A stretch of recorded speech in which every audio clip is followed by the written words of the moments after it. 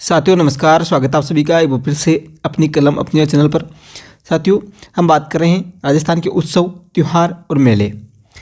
हम जो board books हैं कक्षा 10 की राजस्थान जीके की, उसकी हम बात कर रहे हैं कक्षा 10 की। ठीक है, पीछे के 2 पार्ट हमारे हो चुके हैं, 5 क्लासें हो चुकी है 2 पार्ट की।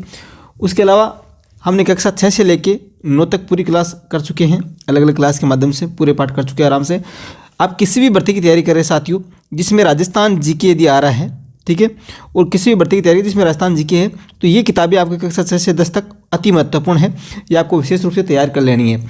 कोई भी एग्जाम उठा के देख लेना, इस कक्षा 9 और 10 विशेष रूप से तैयार कर लेना। आप कोई भी पेपर जिसमें राजस्थान जीके आ रहा है, अधीनस्थ बोर्ड विशेष रूप से, तो आप उठाकर देखिए कितने प्रश्न यहाँ से बन रहे हैं। तो ये किताबें अति महत्वपूर्ण है। पीछे की क्लासेज यदि आपने नहीं देखी है तो कमेंट बॉक्स में जाइए, वहाँ पर प्लेलिस्ट दी हुई है कक्षा 6 से लेकर 10 नाम से, ठीक है, उस कमेंट बॉक्स में पिन किया हुआ है, वहाँ से आप क्रम से देख सकते हैं। ठीक है साथियों, उसके अलावा विशेष रूप से कमेंट बॉक्स में आप जाएंगे तो पहला जो कमेंट होगा उसमें अलग अलग लिंक दिए हुए हैं। पहला जो लिंक है साथियों वो आपके राजस्थान जीके की टेस्ट सीरीज का है। मैंने स्वयं राजस्थान जीके की पूरी टेस्ट सीरीज आपके टॉपिक वाइज तैयार की है। आप वो टॉपिक वाइज टेस्ट सीरीज दे सकते हैं, कमेंट बॉक्स में जाएं, या सीधा आप प्ले स्टोर से ऐप डाउनलोड कर सकते हैं, अपनी कलम अपने नाम से है। ठीक है, आप वहाँ पे जुड़ के भी वो टेस्ट दे सकते हैं। टॉपिक वाइज टेस्ट है, भूगोल, इतिहास, संस्कृति, राजस्थान जीके जितना भी आएगा, सामान्य ज्ञान संबंधी जितने नए टॉपिक जुड़े हैं थर्ड ग्रेड में विशेष रूप से, उन सभी के आपके टॉपिक वाइज टेस्ट सीरीज आप कमेंट बॉक्स में लिंक है, वहाँ से जुड़ सकते हैं। देखिए बात करें राजस्थान के उत्सव, त्यौहार और मेले, उससे पहले आप सभी एक बार लाइक करके शेयर कर दें इस वीडियो को, जिससे सभी साथी जुड़ सके। और आप इस चैनल पर नए हैं तो अभी सब्सक्राइब करके जुड़ जाना। कंटिन्यू क्लास आपको यहाँ पर रोज़ सुबह 10 बजे मिलती है, तो रोज़ सुबह 10 बजे जुड़ना ना भूलें। देखिए उत्सव और त्यौहार, राजस्थान में एक कहावत प्रचलित है, 7 वार 9 त्यौहार, मतलब सप्ताह के 7 दिनों में यहाँ 9 त्यौहार होते हैं लगभग। ठीक है, इस प्रकार से एक कहावत प्रचलित है। ये सामान्य बातें यहाँ पे दी गई है किस प्रकार से, जहाँ से सवाल बनने की संभावना देखिए वो हम बात कर लेते हैं। मुख्य गणगौर, पहला हम देखते हैं गणगौर त्यौहार। राजस्थान का एक प्रमुख त्यौहार है। गण अर्थात शिव, गौर अर्थात गौरी पार्वती, इसके नाम से ये गणगौर त्यौहार मनाया जाता है। इस अवसर पर शिव व पार्वती की आराधना द्वारा अविवाहित जो लड़कियाँ होती है अपने लिए योग्य वर तथा वहीं विवाहित स्त्रियां अखंड सुहाग की कामना करती है। यह है त्यौहार। होली के दूसरे दिन चैत्र कृष्ण प्रतिपदा से लेकर, साथियों नोट कर लेना इस बात को, होली के दूसरा दिन जो है चैत्र कृष्ण प्रतिपदा से लेकर चैत्र शुक्ल तृतीया तक चलता है। ठीक है, होली के दूसरे दिन जो प्रतिपदा होती है उसे अगले दिन यहाँ पे अवैध जो इस मौके पे होली की राख जो होती है, होली जलाई जाती है, उसकी जो राख होती है उसके पिंड बनाकर जो कि अंकुरों के साथ में इसका पूजन किया जाता है। अविवाहित लड़कियां अपने जो उपवनों से फूल कलश में रखकर सजाकर, इस प्रकार से सामान्य प्रक्रिया है वो दी है। यहाँ पे गणगौर का त्यौहार शिव पार्वती के रूप में ईश्वर जी और गणगौर की प्रतिमाओं के जो है पूजन द्वारा मनाया जाता है। जनश्रुति इसमें देखिए क्या है, जनश्रुति के अनुसार इसका आरंभ पार्वती के गौ ने अपने पिता के घर पुनः लौटने और अपनी सखियों द्वारा स्वागत गान को लेकर हुआ था। इसकी स्मृति में स्त्रियां गणगौर की काष्ठ की प्रतिमाओं को सजाकर मिट्टी की प्रतिमाओं के साथ में जलाशय पर जाती है। नृत्य और गीतों के साथ में मिट्टी की प्रतिमाओं को विसर्जन कर काष्ठ प्रतिमाओं को पुनः लाकर स्थापित करती है। इस त्यौहार को जोधपुर, जयपुर, उदयपुर, कोटा रियासतों में विशेष रूप से धूमधाम से मनाया जाता है। साथियों हमेशा से गणगौर के अवसर पर गणगौर की सवारी का रिवाज रहा है। उदयपुर की गणगौर की सवारी है वो कर्नल टोड ने उसका जो वर्णन किया है रोचक तरीके से। देखिए उसमें क्या लिखा है, जहाँ अट्टालिकाओं में बैठकर सभी जातियों की महिलाएं, बच्चे, पुरुष रंग बिरंगे वस्त्रों आभूषणों से सुसज्जित हो गणगौर की सवारी को देखते थे। यह सवारी तोप के धमाके और नगाड़े की आवाज़ से राजप्रसाद महल है उसे प्रारंभ होकर पिछोला झील के गणगौर घाट तक बड़ी धूमधाम से पहुँचती थी और नौका विहार तथा आतिशबाजी के प्रदर्शन के पश्चात समाप्त होती थी। ये बात है गणगौर राजस्थान का त्यौहार। अगला हम देखते हैं तीज की। इसमें सभी बात हम कर लेंगे साथियों, आपके जितने भी उत्सव, त्यौहार, आपके मेले जितने भी हैं, जो जहाँ से प्रश्न पूछे जाते हैं बार बार, इस पाठ में जितने भी हम पूरी बात आराम से करेंगे। राजस्थान में कहावत प्रचलित है तीज को लेके, जो आपके है तीज त्योहारा बावड़ी, तीज त्योहारा बावड़ी ले डूबी गणगौर। साथियों यहाँ पे देखिए इसका अर्थ क्या है, यहाँ पे इसका अर्थ ये है कि त्योहारों के जो चक्र की शुरुआत है वो श्रावण माह के तीज से होती है। त्योहारों की शुरुआत कहाँ से होती है, तीज त्योहारा बावड़ी, यानी श्रावण मास जो तीज होती है वहाँ से, और इसका अंत गणगौर से होता है। गणगौर से लेकर श्रावण मास की तीज है, वहाँ तक कोई त्यौहार नहीं होते तृतीया तक। वर्षा ऋतु में श्रावण मास में मनाया जाने वाला तीज को त्यौहार राजस्थान की स्त्रियों का सर्वाधिक प्रिय त्यौहार है। श्रावण शुक्ल तृतीया है साथियों, ये बात ध्यान रखें। बालिकाएं और नवविवाहित महिलाएं जो है इस त्यौहार को मनाती है। यह त्यौहार विवाह के पश्चात पहली बार पीहर में मनाने की परंपरा रही है। मान्यता है कि विवाह के बाद के पहले सावन में सास और बहू को एक साथ नहीं रहना चाहिए। इस बात से ये प्रचलित है ये बात। अब यहाँ पे देखिए, इसलिए ससुराल पक्ष किसी अनिष्ट की आशंका से उसे पीहर भेज देता है। इस अवसर पर सभी नवविवाहित जो है पेड़ों पर झूला डालकर झूलती है तथा साथ में ऋतु और श्रृंगार संबंधी गीत भी गाती है।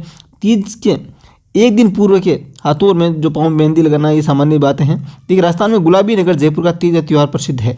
एक बात तो ये नोट करें आप, तीज की सवारी में सजे सजाए हाथी घोड़े ऊँट और वर्दी पहने हुए महावत घुड़सवार आदि वो प्रतिमा के साथ में जुलूस में चलते हैं।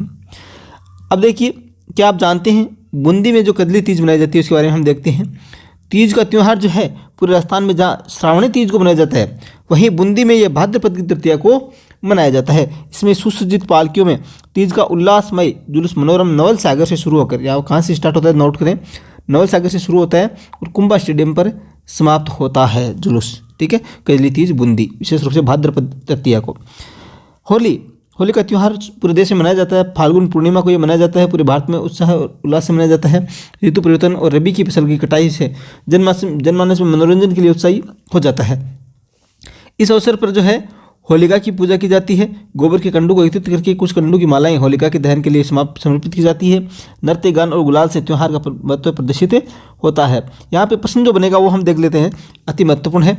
होली पर रंग डालने की परंपरा लगभग सभी जगह है, किंतु कुछ स्थानों पर इसमें अलग अलग तरीके की विविधता देखी जाती है।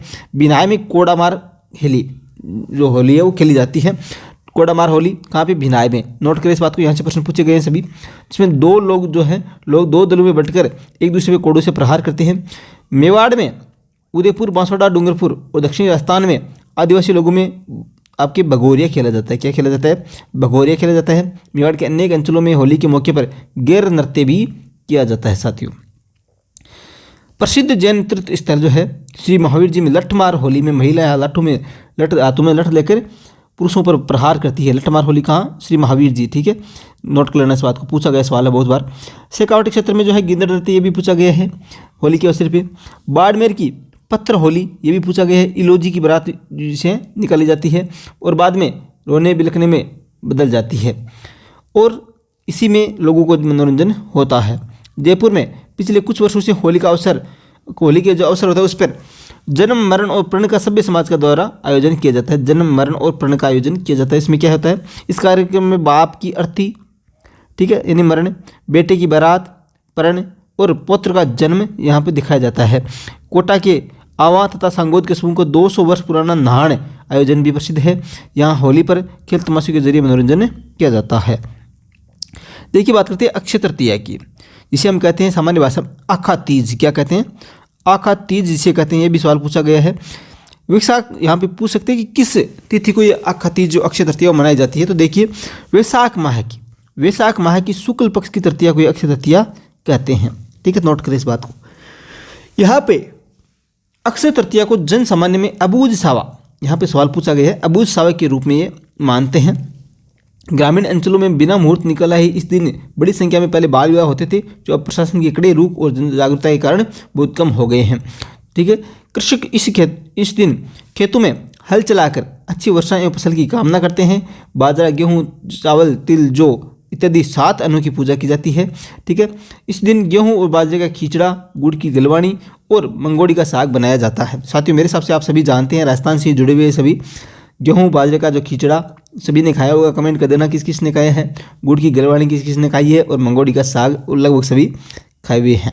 बीकानेर का स्थापना दिवस, बात करें अक्षय तृतीया की, ये बात है। ठीक है ना, बीकानेर का स्थापना दिवस होने के कारण इसे वहाँ और उल्लास के साथ में मनाया जाता है। बीकानेर का स्थापना दिवस अक्षय तृतीया, नोट करें।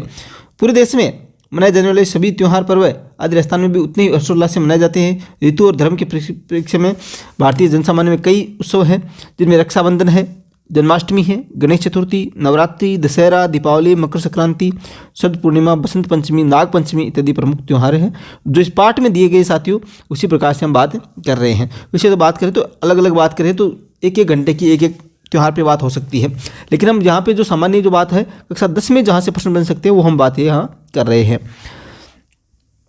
इसके अतिरिक्त जैन संप्रदाय से संबंधित अनेक उत्सव राजस्थान में बड़ी श्रद्धा के साथ मनाए जाते हैं। अब देखिए, जैनों का सबसे जो पवित्र और महत्वपूर्ण उत्सव है वो पर्युषण भाद्रपद में मनाया जाता है, ये बात नोट करें आप। उसके अलावा श्रावकगण इस मौके पर मंदिर जाकर पूजन अर्चन स्तवन कीर्तन व्रत उपवास आदि प्रक्रियाओं द्वारा आत्मशुद्धि और संयम नियम का पालन करते हैं। इस उत्सव का जो अंतिम दिन है वह संवत्सरी कहलाता है, नोट करें इस बात को। आश्विन कृष्ण एकम को क्षमापणी पर्व के मौके पर श्रावक एक जगह एकत्रित होकर एक दूसरे से क्षमा मांगते हैं। मुसलमानों के उत्सव में ईद उल जुहा साथियों जिसे बकरा ईद भी कहते हैं, यहाँ पे मिक्स हो जाते हैं आपके त्यौहार, ये जो पर्व है इसको आप नोट कर लेना। ईद उल जुहा जिसे बकरा ईद भी कहते हैं, जिलहिज की 10वीं तारीख को इब्राहिम द्वारा अपने प्रिय पुत्र इस्माइल की जो है कुर्बानी की याद में ये मनाया जाता है। इसके अलावा देखिए मुस्लिम जो त्यौहार है आप इनको भी नोट करना। मुहर्रम की गमी के मौके पर वे 10 दिन तक उपवास रखते हैं और अंतिम दिन मोहम्मद साहब के नाती हुसैन इमाम की कुर्बानी के उपलक्ष्य में ताजिए निकाले जाते हैं। साथियों शब रात का त्यौहार बड़ी खुशी का होता है। ऐसा माना जाता है कि उस दिन सभी मानवों और कर्मों की जो है जांच होकर उनके कर्मों के अनुसार उनके भाग्य का निर्धारण किया जाता है। मोहम्मद साहब के पवित्र जन्म और मरण की स्मृति में 12 वफात का त्यौहार मनाया जाता है, ये बात नोट करें आप सभी। यहाँ पे जन्म और मरण की स्मृति में 12 वफात मोहम्मद साहब की, ठीक है। मुस्लिम समाज की बड़ी श्रद्धा से मनाता है। रमजान की समाप्ति का दिन ईद उल फितर कहलाता है, ये बात नोट करें। रमजान की समाप्ति का त्यौहार क्या कहलाता है? ईद उल फितर। और फिर जिस दिन ये नई पोशाक में मुस्लिम समाज अब आपसी मेल मिलाप जो है वो करता दिखाई देता है। ईसाई उत्सवों में बात करें तो आपके 1 जनवरी ये त्यौहार नववर्ष के रूप में, फिर Easter, good Friday, Christmas day आदि प्रमुख हैं जिन्हें लोग गिरजाघरों और ईसाइयों के निवास स्थान में बड़े उल्लास के साथ में मनाते हैं। देखिए बात करें इन प्रमुख लोगों के अतिरिक्त जो है महापुरुषों की जयंती मनाई जाती है। वर्ष उपवास के अवसर पर उत्सव मनाए जाते हैं। महावीर जयंती है, नरसिंह जयंती है, हनुमान जयंती है, बुद्ध जयंती है। उसके अलावा व्रत उत्सव में अमावस्या व्रत है, सावित्री व्रत है, निर्जला एकादशी व्रत है, देवजुलनी एकादशी, हरितालिका तीज, पवित्रा चतुर्दशी, ऋषि पंचमी, अंदन चतुर्दशी, गोपाष्टमी, आंवला एकादशी आदि प्रमुख हैं। ये तो हो गए त्यौहार उत्सव जितने भी मनाए जाते हैं, जितने इस किताब में दिए हुए हैं उनकी बात हम कर चुके हैं। अब हम देखते हैं मेले, अति महत्वपूर्ण साथियों। ये सभी टॉपिक आपके जो 3rd ग्रेड एग्जाम होनी है उसमें ऐसा कैसा टॉपिक दिया हुआ है, तो आपको ये पार्ट जो कक्षा 10 के जितने भी हैं साथियों आप अपने सिलेबस पे नज़र घुमाना और कक्षा 10 के आप पाठ देखना, ठीक है। सभी पार्ट आपको ऐसे लगेंगे जैसे सिलेबस के बिंदु हैं, वही ऐसे कैसे टॉपिक दिए हुए हैं। मेले का अर्थ क्या है कि एक स्थान विशेष पर जनसमूह का मिलना और उत्सवों का मनाना। इस प्रकार से बात करें अजमेर में पुष्कर जी का मेला लगता है, वो हम सभी विस्तार से बात भी करेंगे। अन्नकूट पर नाथ द्वारा का मेला, सवाईमाधोपुर में सिवाड़ में शिवरात्रि का मेला। नोट करें इस बात को सभी पहले इसको नोट करें, ठीक है। अन्नकूट पर नाथ द्वारा का मेला, सवाईमाधोपुर के सिवाड़ क्षेत्र में शिवरात्रि मेला, चूरू जिले में सालासर हनुमान जी का मेला, नागौर में गोट मांगलोद में दधी माता का मेला, उदयपुर के पास चारभुजा का मेला, करौली में कैला देवी का मेला, एकलिंग में शिवरात्रि का मेला, केसरिया जी का धुलेव का मेला, अलवर के पास भ्रतरी का मेला आदि धर्म प्रधान मेले हैं, ठीक है। देखिए उसके बाद में बात करें डूंगरपुर का बेनेश्वर मेला, 12 जिले का शाहबाद तहसील का जो शहरों का सीताबाड़ी मेला है वो आदिवासियों के मेलों का प्रतिनिधित्व करते हैं। परबतसर में तेजा जी का मेला, पोखरण के रूणीचा में रामदेव जी का मेला जो महत्वपूर्ण है, कोलूगढ़ में पाबू जी का मेला, ददरेवा में गोगा जी का मेला आदि लोक नायकों के मेले लगते हैं। मौसमी मेलों में बात करें तो देखिए तीज, गणगौर आदि हैं वो मेले प्रमुख हैं। यहाँ पे संक्षिप्त विवरण की बात करें तो हम ये देखते हैं पुष्कर का मेला। पुष्कर का मेला सबसे पहले हम देखते हैं अजमेर जिले का है। नोट क्या है, जिला कौन सा? अजमेर, स्थान है पुष्कर, ठीक है। पुष्कर हिंदुओं का आस्था के अंदर है। पूरे भारत में यही ब्रह्मा जी का एकमात्र ऐसा मंदिर है जिसकी विधिवत पूजा होती है। ब्रह्मा जी का एकमात्र, या हम ये कहें विश्व का एकमात्र ऐसा मंदिर जहाँ विधिवत पूजा होती है। इसी मंदिर के पीछे पहाड़ियों पर सावित्री माता का मंदिर भी है। पुष्कर में लगने वाला कार्तिक माह की पूर्णिमा का मेला है। इसे विशालता के कारण अनुपम माना जाता है। कब लगता है विशाल मेला? कार्तिक माह की पूर्णिमा का मेला। पौराणिक कथा, हर एक मेले की छोटी सी कथा जो पौराणिक जो किंवदंती है या कथा है वो हम देखेंगे साथ साथ में।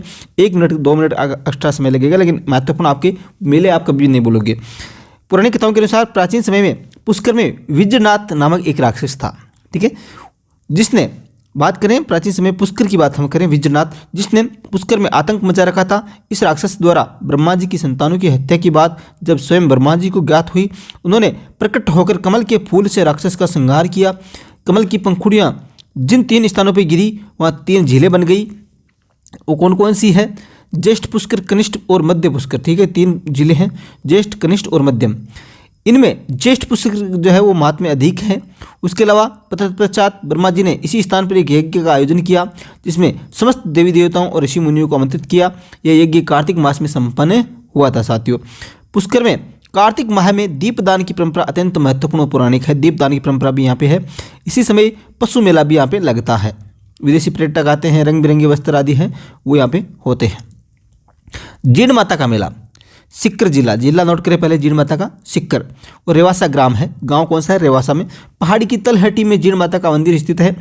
इस मंदिर का निर्माण विक्रम संवत, नोट करें इस बात को, इस मंदिर का निर्माण विक्रम संवत 1121 में मोहिल के हट्टर द्वारा करवाया गया था। साथियों, यह माता की अष्टभुजी प्रतिमा, यह माता की 8 भुजाओं वाली प्रतिमा है। इसके सामने घी और तेल के 2 दीपक अखंड रूप से कई सौ वर्षों से प्रज्वलित है। साथियों, ऐसे 2 दीपक हैं, एक घी से और एक तेल से, जो अखंड रूप से कई सालों से जो जलते हुए हैं। माना जाता है कि इन दीपकों की ज्योतियों की व्यवस्था है दिल्ली के चौहान राजाओं ने शुरू की थी। साथियों, जीण माता के संबंध में जनश्रुति ये है कि यहाँ हर्ष और जीण भाई बहन थे। हर्ष और जीण 2 भाई बहन थे। इनके माता पिता का बचपन में स्वर्गवास हो गया। बावज के तानों से दुखी होकर जीण अपने भाई का घर छोड़कर रेवासा की पहाड़ियों पर तप करने आ गई थी। जब हर्ष को इस बात का पता चला तो उसे जीण से घर लौटने का आह्वान किया, आग्रह किया। जब जीण किसी भी प्रकार से घर आने को तैयार नहीं हुई तो हर्ष भी उसी के साथ इस स्थान पर देवी को प्राप्त करने के लिए कठोर तपस्या करने लगा। अंत में देवी साक्षात हुई और आज तक यहाँ विद्यमान है। राजस्थान के अलावा अन्य राज्यों से भी लाखों तीर्थयात्री यहाँ मनोकामना पूर्ति हेतु आते हैं। चैत्र और आश्विन माह में नवरात्रों के समय यहाँ विशेष चहल पहल होती है। साथियों, हमारा जो गांव है वो नागौर और सिक्कर बॉर्डर के पास में है, और यहाँ से थोड़ी दूर पास में यहाँ पे ये जीण माता का मंदिर है वो प्रसिद्ध है। नवरात्रों में यहाँ पे मेले लगते हैं। ये नवरात्रि में ये मेला लगता है, पूछ सकते हैं कब लगता है, 2 बार लगते हैं जो नवरात्र होते हैं। खाटू श्याम जी का मेला, आप साथियों एक नोट करें इस बात को। देखिए, किसी भी आपको मैं छोटा सा एक उदाहरण दूं, करणी माता का मेला, तो यहाँ पे कोई सी भी माता जी की मेले की हम बात करें तो यहाँ पे मेले 2 बार आपको लगभग मिल जाएंगे। एक तो चैत्र जो नवरात्र और आश्विन नवरात्र है उसमें मेलों का आयोजन होता है। चाहे आप जीण माता का मेला ले लो, चाहे आप ये ले लो, कोई सा भी माता जो मेले हैं वो नवरात्रों में 2 बार भरे जाते हैं। ठीक है, तो ये आप विशेष रूप से ध्यान रखें। खाटू श्याम जी का मेला, ये भी सिक्कर जिले में खाटू श्याम जी स्थान है, वहाँ पे ये मंदिर बहुत ही विख्यात है। जिला मुख्यालय से करीब 50 किलोमीटर दूरी पर स्थित है। ये श्री कृष्ण के एक स्वरूप श्री श्याम जी के इस मंदिर में वर्ष भर भक्तों की भीड़ लगी रहती है। शीश के दानी के रूप में विख्यात श्री श्याम जी के मंदिर में फाल्गुन के शुक्ल पक्ष की 10वीं से द्वादशी तक वार्षिक मेला लगता है। साथियों, कब लगता है? फाल्गुन शुक्ल जो 10वीं से लेकर द्वादशी तक। इस मंदिर के निकट एक श्याम बगीचा और श्याम कुंड है, वो भी दर्शनीय स्थल है। साथियों, भरतरी का मेला, अलवर से 40 किलोमीटर दूर, नोट करें जिला अलवर से 40 किलोमीटर दूर भरतरी नामक स्थान पर वर्ष में 2 बार वैशाख और भाद्रपद में लक्खी मेला आयोजित होते हैं। साथियों, बात करें लक्खी मेला किसे कहते हैं। देखिए, कहता है कि ये मेला लक्खी मेला कहलाता है। ये है तो जहाँ पे जिस मेले में भीड़ है वो लाखों की संख्या में आती है, वह लक्खी मेला कहलाता है। हाथों में चिमटा, कमंडल और शरीर पर राख लपेटे, लंबी दाढ़ी और लंबे बालों वाले सैकड़ों कनपटे बाबाओं से यह स्थान लघु कुंभ के रूप में जीवंत हो उठता है। जनश्रुति ये है कि गोपीचंद जो भरतरी थे बहुत बड़े राजा थे। उनकी पत्नी पिंगला अत्यंत सुंदर थी। किन्हीं कारणों से राजा के मन में विरक्ति आने पर उन्होंने अपना राजपाट त्याग दिया था साथियों, और संन्यास ले लिया। भरतरी को ये जंगल है बहुत ही भाया, और वे मृत्यु पर्यंत यहीं पे रहे, और उन्हीं की समाधि भी यहीं पे है। डिग्गी के कल्याण जी का मेला अति महत्वपूर्ण है। जयपुर से करीब 75 किलोमीटर दूर टोंक जिला कौन सा? टोंक। मालपुरा तहसील डिग्गीपुरी जो स्थान है उसमें भगवान विष्णु के स्वरूप राजा कल्याण जी का श्रावण माह की अमावस्या को मेला लगता है। साथियों, नोट करें, श्रावण माह की अमावस्या को मेला लगता है। अब इनकी जनश्रुति है वो भी हम देख लेते हैं कि इंद्र ने अपने दरबार की अप्सरा उर्वशी को किसी बात पे क्रोधित होकर 12 वर्ष के लिए मृत्युलोक में, मतलब इस पृथ्वी पे रहने का दंड दिया था। उर्वशी मृत्युलोक में आकर रहने लगी। यहाँ पर वह चंद्रगिरी के राजा के उद्यान में घोड़ी का रूप धारण कर रात भर चरा करती थी। क्रोधित चंद्रगिरी के राजा ने एक दिन घोड़ी का पीछा कर उसे पकड़ लिया। घोड़ी ने सुंदरी का रूप धारण कर लिया। राजा जो डिग है उर्वशी पे मोहित हो उठे और उसे अपने महल लाने के लिए आतुर हो गया था। साथियों, उर्वशी ने साथ चलने के लिए एक शर्त रखी थी कि दंड समाप्ति पर इंद्र जब उसे लेने आए तो वह उसे बचाएगा। यदि वह नहीं बचा पाया तो वह उसे साप दे देगी। दंड की समाप्ति पर इंद्र उर्वशी को लेने के लिए मृत्युलोक में आया था और राजा डिग्व के प्रतिरोध करने पर इंद्र ने भगवान विष्णु की सहायता से उसे हरा दिया था। ठीक है, और उर्वशी को ले गए थे। उर्वशी ने राजा को साप दिया कि वह कोढ़ी बन जाए। ठीक है, वो कोढ़ रोग, कुष्ठ रोग जो होता है, उस प्रकार से भगवान विष्णु को राजा डिग्व पर दया आई और उन्होंने राजा को कुष्ठ से निवारण का उपाय बताया। उन्होंने कहा कि कुछ समय बाद में उनकी एक प्रतिमा पास के समुद्र में बहती हुई आएगी, जिसमें दर्शन से राजा का रोग मिट जाएगा। कालांतर में वह प्रतिमा आई और उसके दर्शन मात्र से राजा का रोग मिट गया। चूँकि भगवान विष्णु ने राजा डिग्व का कुष्ठ रोग से कल्याण किया था, इसीलिए इस मंदिर का नाम कल्याण मंदिर पड़ा था, डिग्व कल्याण का मंदिर। ठीक है, इस प्रकार से एक कथा प्रचलित है। श्री महावीर जी का मेला। श्री महावीर जी का मेला सवाई माधोपुर जिले की हिंडौन तहसील में गंभीर नदी, नोट करें सभी बातों को आप, विशेष रूप से जो हाईलाइट की हुई है ये तो बातें आपको विशेष रूप से तैयार करनी है, याद रखनी है साथियों। ठीक है, आपने मोटी मोटी गाइडें पढ़ रखी होगी, बहुत सारी किताबें पढ़ रखी होगी। कक्षा 10 और 9 अति महत्वपूर्ण है। सवाई माधोपुर की जो जिला है आपकी, उसमें हिंडौन जो तहसील है उसमें गंभीर नदी के किनारे साथियों अवस्थित चंदन गांव जो है श्री महावीर जी जहाँ स्थान है, में महावीर स्वामी की स्मृति में अब कब लगता है मेला? प्रतिवर्ष चैत्र शुक्ल त्रयोदशी। साथियों नोट करें, चैत्र शुक्ल त्रयोदशी से वैशाख कृष्ण प्रतिपदा तक लक्खी मेला बढ़ता है। ये जम्मू का सबसे बड़ा मेला है साथियों। अब इनके बारे में क्या जनश्रुति है देखिए कि कृपादास नामक एक चर्मकार जो चमड़े का काम करने वाले हैं, वो एक टीले पर अपने पशु चराया करता था। वर्तमान में यह टीला उसके नाम से जाना जाता है। एक बार उसकी गाय ने कई दिनों तक दूध नहीं दिया। कारण जानने के लिए उस गाय का पीछा करने पर उसने देखा कि गाय एक टीले पर स्वतः अपना दूध गिरा रही है। टीले पे खुद ही अपना दूध गिरा रही है नीचे।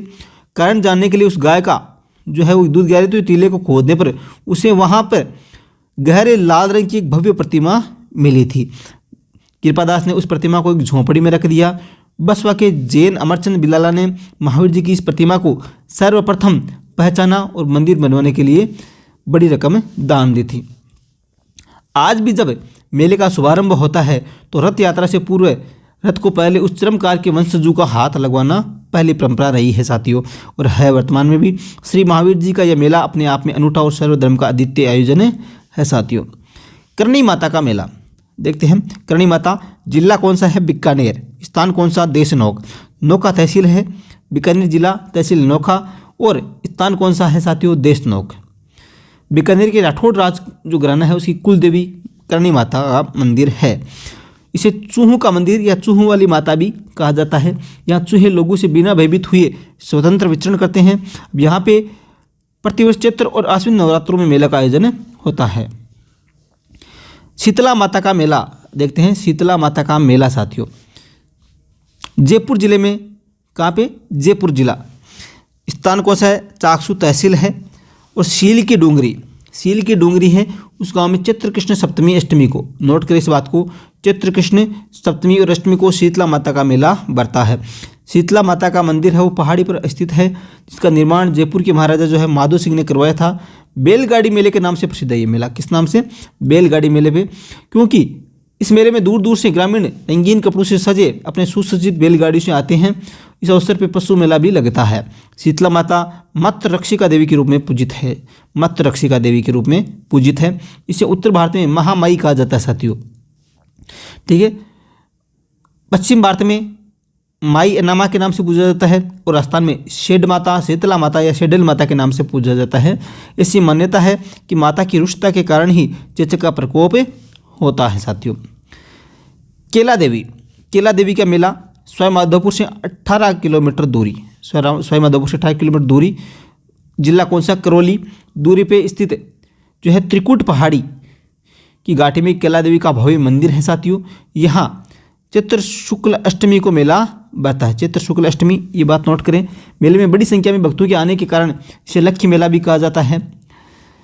केला माता के मंदिर में 2 मूर्तियाँ साथियों। दाहिनी तरफ केला देवी की मूर्ति है और जिसे लक्ष्मी नाम से भी जाना जाता है, और बाईं तरफ चामुंडा माता की मूर्ति है। केला देवी के मंदिर के सामने ही हनुमान जी का मंदिर भी है, जिसे स्थानीय लोग लांगुरिया कहते हैं। लांगुरिया गीत गाया जाता है। यहाँ पे प्रसिद्ध सवाल पूछा गया है बार बार। लोककथा के अनुसार जब कंस ने वासुदेव और देवकी को कारागृह में डाल दिया था, तो वहीं पर देवकी ने एक बालिका को जन्म दिया था साथियों। कंस ने जब उसे नवजात बालिका को मारना चाहा तो वह हाथ से छूटकर आकाश की ओर उड़ गई। यही योगमाया जब पृथ्वी पर अवतरित हुई तो केला देवी के नाम से प्रसिद्ध हुई साथियों। कपिल मुनि का मेला बीकानेर जिले के कोलायत में कार्तिक पूर्णिमा को कपिल मुनि का मेला लगता है साथियों। नोट करें इस बात को। बीकानेर जिला है कपिल मुनि का, कोलायत में स्थान है, कोलायत स्थान, वहाँ पे कार्तिक पूर्णिमा, ठीक है, उसको कपिल मुनि का मेला भरता है। स्कंद पुराण के अनुसार महर्षि, यहाँ पे देखिए, यहाँ पे जो कथा चलती है, स्कंद पुराण के अनुसार महर्षि कर्दन ब्रह्मा के पुत्र थे। महर्षि कर्दन ब्रह्मा के पुत्र थे। स्कंद पुराण के अनुसार ये बात है।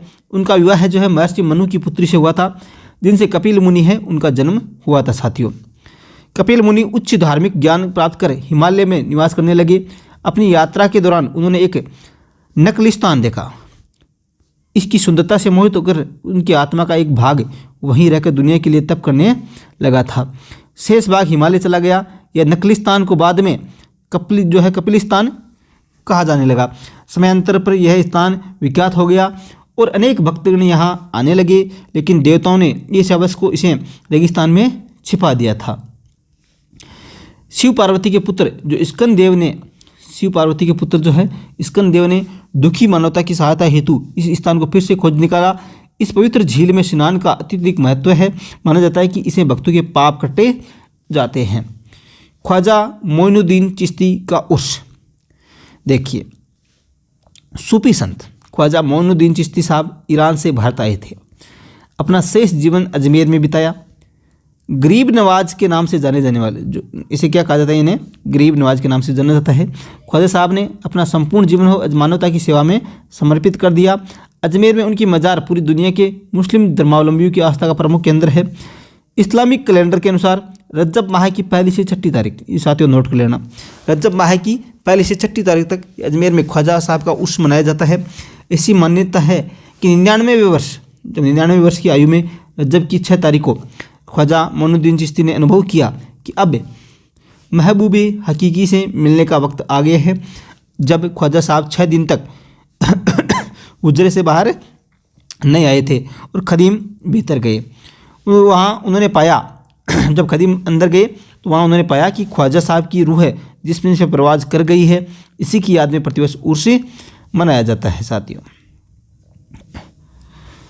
इस उर्स के दौरान जायरीन उनकी मज़ार पर जो है फातिहा चढ़ा जो पढ़कर चादर भी चढ़ाते हैं। अकबर द्वारा निर्मित अकबरी मस्जिद कौन सी है? अकबरी मस्जिद महफिल खाने में कवालियों का कार्यक्रम होता है। उर्स चांद दिखाई देने पर दरगाह शरीफ के बुलंद दरवाजे पर झंडा फहराने के साथ प्रारंभ होता है। जो रजब की है 6 तारीख को कुल की रस्म में जो है जायरीनों पर गुलाब जल के छींटे मारे जाते हैं। इसके 3 दिन बाद 9वीं तारीख को बड़े कुल की रस्म अदा की जाती है। उसके दौरान अकबर व जहांगीर द्वारा कलश प्रदत्त बड़ी देग, यहाँ पे देखिए, अकबर और जहांगीर ने ये प्रदान की थी बड़ी देग और छोटी देग, जो बड़ी कढ़ाई और छोटी कढ़ाई के रूप में चावल पकाकर जो आपके दबरूक यानी प्रसाद बांटा जाता है। ख्वाजा साहब का यह उर्स संपूर्ण भारत में मुस्लिम समुदाय का कदाचित सबसे बड़ा मेला है, जो सर्वधर्म समुदाय की अनूठी मिसाल पेश करता है साथियों। गलियाकोट का उर्स अति महत्वपूर्ण है। सवाल पूछा गया है। डूंगरपुर जिला कौन सा है गलियाकोट का? डूंगरपुर, ठीक है। उस जिले की तहसील कौन सी है? सागवाड़ा तहसील के। गलियाकोट जो कस्बा है उसमें संत सैयद फखरुद्दीन की मज़ार है। किसकी मज़ार है? संत सैयद फखरुद्दीन की मज़ार है। यह दाऊदी बोहरा समाज का आस्था का प्रमुख केंद्र है साथियों, दाऊदी बोहरा संप्रदाय का। इसे मज़ार ए फकरी भी कहा जाता है। मुहर्रम की 27वीं तारीख को होने वाले उर्स के मौके पर मज़ार शरीफ को फूलों से सजाया जाता है और दीपक प्रज्वलित किए जाते हैं। सामूहिक इबादत होती है और कुरान शरीफ का पाठ किया जाता है। बेणेश्वर का मेला, इसे आदिवासियों का कुंभ भी कहा जाता है साथियों। इस मेले में आदिवासी संस्कृति के तमाम रंग दिखाई देते हैं। यह मेला माघ पूर्णिमा शिवरात्रि के अवसर पे, यहाँ पे साथियों नोट करें, माघ जो पूर्णिमा है शिवरात्रि के अवसर पे डूंगरपुर जिले की आसपुरा तहसील जो है वहाँ पे नवातपुरा नामक स्थान पे पड़ता है साथियों। नोट कर लेना इस बात को विशेष रूप से। बेणेश्वर का मेला स्थान विशेष रूप से पूछ सकते हैं साथियों। यहाँ पे माघ पूर्णिमा है, उसके बाद डूंगरपुर जो है उसमें आसपुर तहसील है, वहाँ पे नवातपुरा है नामक स्थान पे ये मेला बढ़ता है।